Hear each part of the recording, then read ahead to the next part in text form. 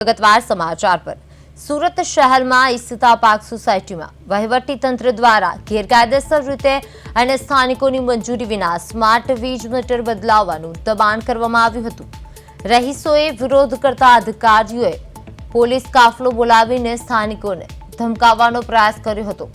અને આ કટોકટીના સમયે પડોશીઓ અને મતદારોની પડખે ઊભા રહેવાને બદલે સ્થાનિક નેતાઓ અને હોદ્દેદારો સંતાઈ જતા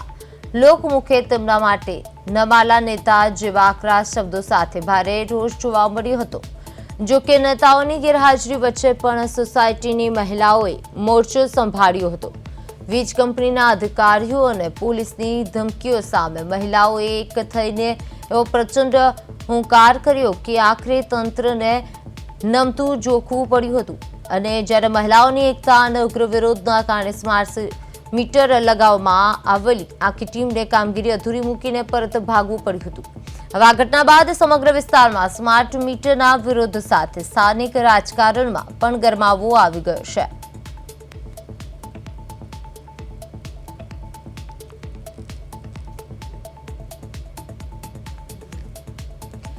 તો આજ માહિતી સાથે અમારા સંવાદદાતા અરવિંદ રાઠોડ ફોન લાઈનમાં જોડાઈ ગયા છે। જી અરવિંદ, ઈસિતા પાર્ક સોસાયટીમાં આખરે શું બન્યું છે અને આ સમગ્ર ઘટના શું હતી? બિલકુલ અજીતજી, સુરતમાં જે પ્રકારેનો સ્માર્ટ મીટરોને લઈને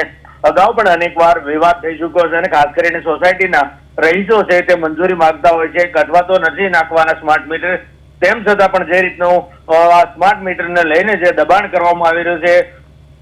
ત્યારે જે રીતે ઈસિતા પાર્ક એટલે કે ભાજપનો ગઢ ગણાતી આ સોસાયટી માનવામાં આવી રહી છે, પરંતુ ત્યાં જે પ્રકારના બબાલના દ્રશ્યો સામે આવ્યા છે અને ખાસ કરીને ગેરકાયદેસર રીતે જે સ્માર્ટ મીટર બદલવાનું દબાણ કરવામાં આવી રહ્યું હતું, ત્યારે મહિલા સહિત જે રીતે રણસંડી બની હતી અને જે રીતે અધિકારીઓ સાથે મોટી બબાલ થઈ હતી અને પોલીસને બોલાવી હતી, પરંતુ મહત્વની વાત છે કે જે રીતે આ ઈસિતા પાર્કમાં ભાજપના હોદ્દેદારો નેતાઓ છે તે પડખે ઉભા રહેવાને બદલે ક્યાંય દેખાયા ન હતા, એટલે ચોક્કસથી સંતાઈ ગયા હોવાનો સ્થાનિકોનો આરોપ છે અને આ મહિલાઓના જે પ્રકારનો હુંકાર અને જે રીતે ઉગ્ર વાતાવરણ તંગ થયું હતું, એટલે વિલા મોઢે સ્માર્ટ મીટર લઈને આવ્યા હતા જે પાછા હટ્યા છે, પરંતુ આ રીતે સ્માર્ટ મીટરને લઈને વારવાર જે રીતનું બદલવાની કામગીરી લઈને અનેક સોસાયટીઓમાં ઘર્ષણ જેવી સ્થિતિ થાય છે, છતાં પણ આ લોકો વારંવાર આ રીતે દબાણ કરતા નજરે પડે છે। જી ઈસિતા જી, શું વીજ કંપનીના અધિકારીઓએ સ્થાનિકોની રજૂઆત સાંભળી હતી?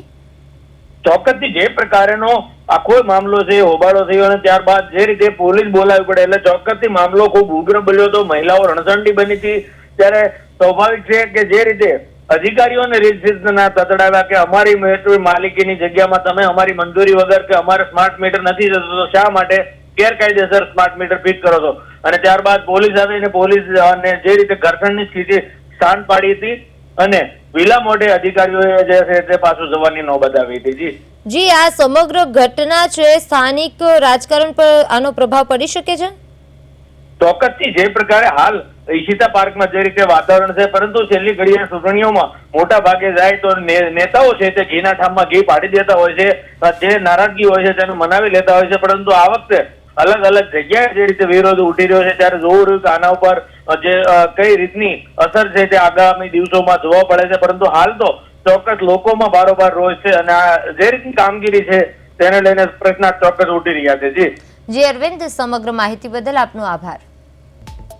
સુરતના ઈસિતા પાર્ક સોસાયટીમાં ભારે બબાલ સર્જાઈ હતી, જેમાં સ્માર્ટ મીટર બદલવાના મુદ્દે જનતાનો આક્રોશ જોવા મળી રહ્યો છે।